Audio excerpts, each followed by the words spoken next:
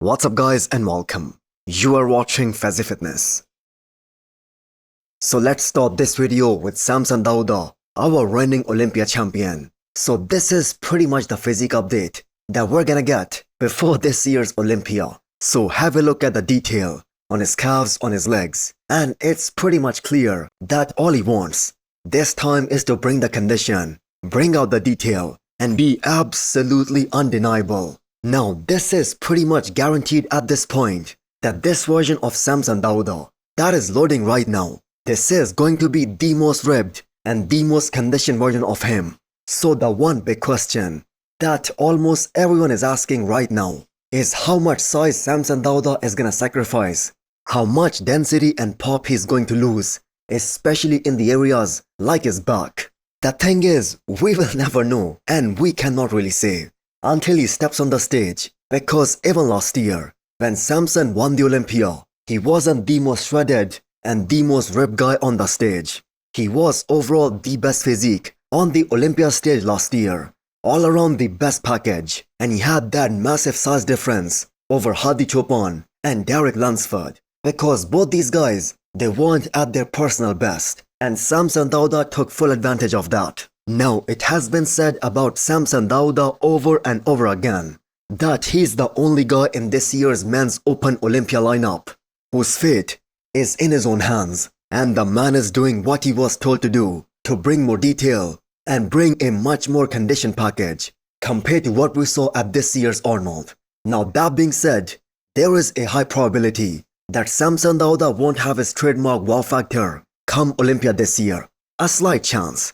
The fact is, whenever a tall guy, they try to push for more conditioning, for more detail, there is always this risk of flattening out, especially the weaker body parts, which in this case is Samson's back.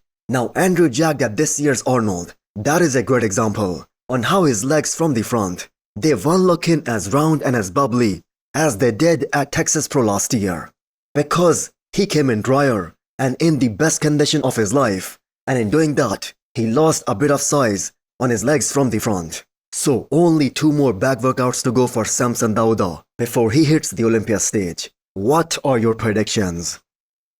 Before you scroll or blink too hard, have you subscribed yet? Please don't make me bring out the emotional blackmail. Hit that subscribe button and turn on the bell icon.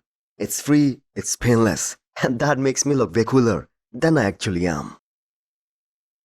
Next up, we have a 19 days out physique update from the reigning 212 Olympia champion Keone Pearson, the most genetically gifted bodybuilder of this generation. And yep, the man is ready to step on the stage anytime.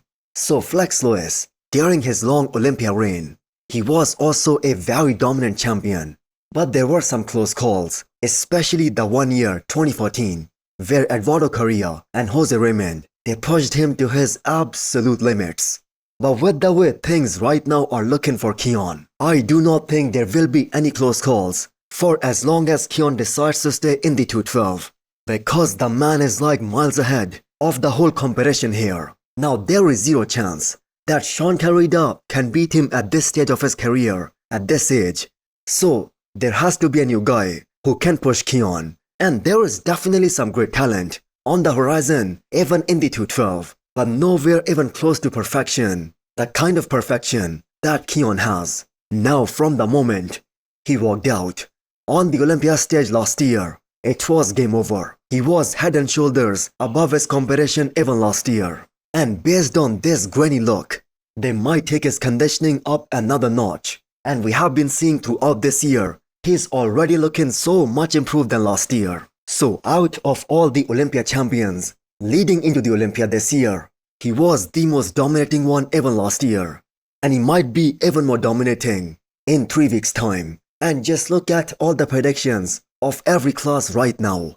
Everyone out there has a different winner, except for the 212, where no one can dare to predict that Keone is gonna lose and someone else is gonna take that Olympia crown. So Keone has definitely set a very high standard for the 212.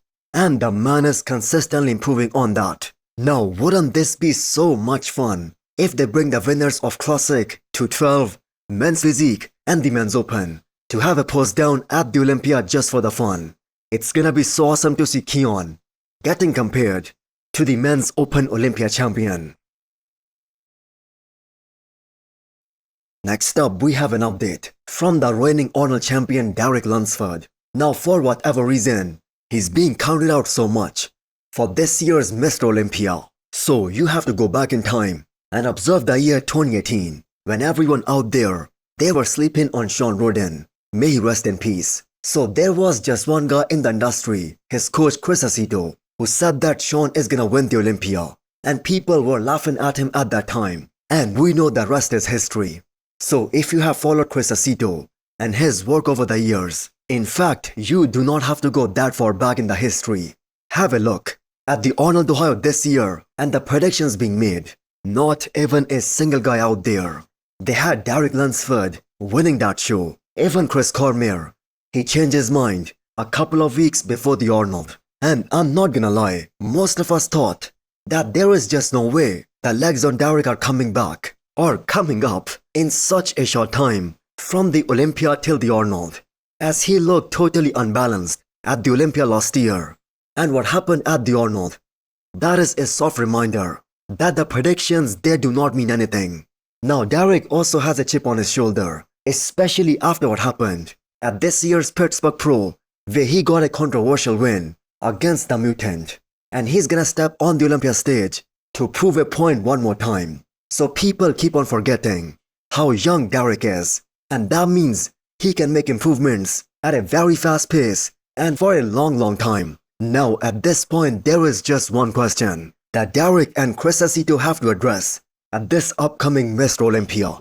Can he beat his Arnold Ohio look? Because if he can, he's for surely gonna be fighting for the Olympia title.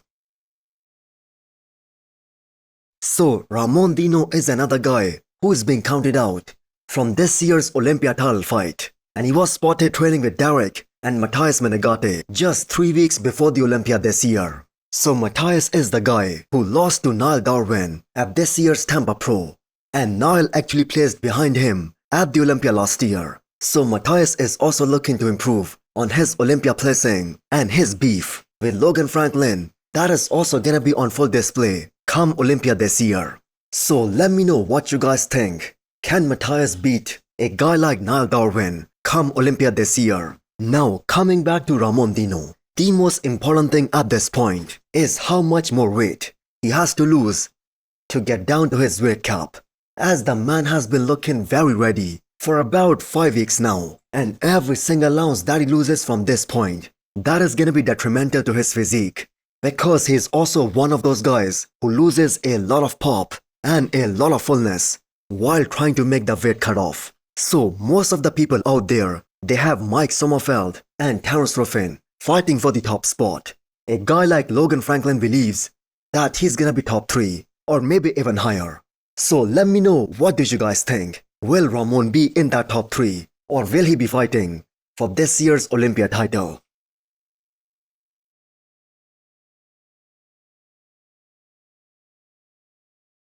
So this is a direct response to anyone including Sean Ray who advised Ors to skip the upcoming Mr. Olympia because he has no chance of placing in that top 6 or even top 8, and instead they were telling him to go back to the drawing board, have a proper off-season and build up some more density, some more back thickness, so that he can be a future first Olympia call-out guy.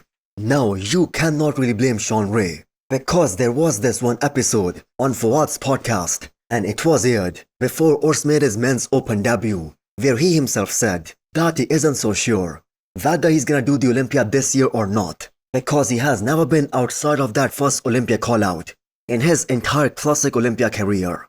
Now on the flip side, tomorrow is never promised. You never know what's gonna happen. And Ors right now isn't doing any sort of cardio. He's just cruising into the show, growing into the show.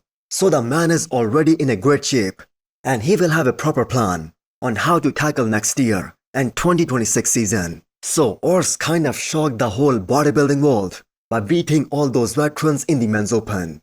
And what really surprised us all was that he did not look small next to any of these guys. Now Sean Ray is a legend, but some of his advices, especially the one that he gave to Ors, that made no sense considering the timing of the Olympia, because he is already in shape And now the Olympia is less than 3 weeks away. So hit the thumbs up button if you liked the video. And smash the subscribe button if you wanna come back for more. Thanks for watching.